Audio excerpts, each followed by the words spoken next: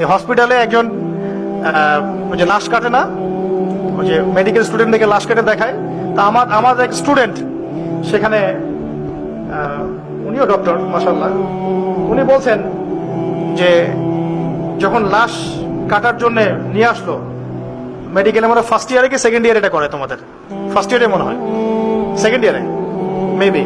তো এই লাশটা ছিল একটা মেয়ের লাশ, আর যারা উপর থেকে দেখছে, এটা তো কাটা অনেকেই দেখে, স্টুডেন্ট তো অনেক, সবাই তার কাছে আসতে পারে না, অনেকে দূর থেকে দেখতেছে।